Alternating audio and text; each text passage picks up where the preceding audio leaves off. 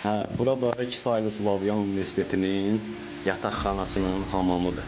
Hamama bir dənə baxın, bir dənə. Bir dənə hamamın gözəlliyinə baxın.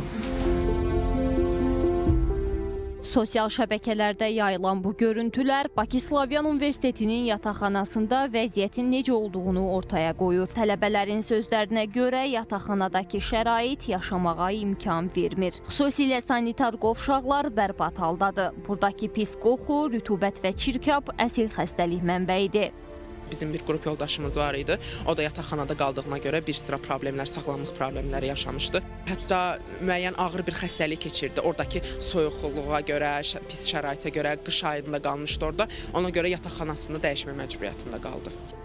Hər kəs bir şeydən istifadə edir. Məsələn, paltar yuyan maşın bir dənədir. Uşaqlar, tələbələr daha çox növbəli şəkildə paltarlarına, ütülər belə hamısı növbəlidir. Yəni şərait də ki, biraz soyuq olur.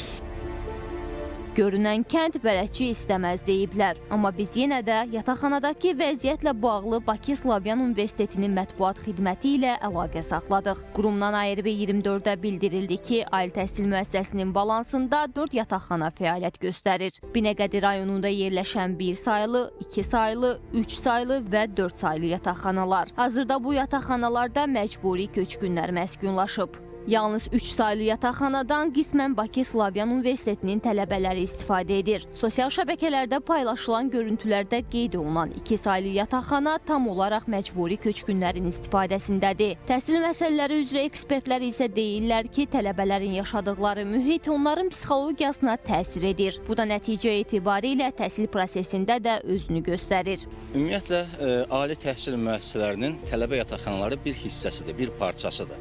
Əgər ali təhsil müəssisələrini rəhbərliyi tələbə yataqxanalarına diqqət ayırarsa, o zaman həm ali təhsil müəssisələrinə tələbələrin axını daha çox olar, həm də xarici tələbələrin Azərbaycan universitetlərinə gəliş imkanları genişlənər. Biz beynəlxalq təcrübədə də baxdığımız zaman hər bir ali təhsil müəssisəsi tələbə yataqxanasına çox ciddi bir şəkildə diqqət ayırır.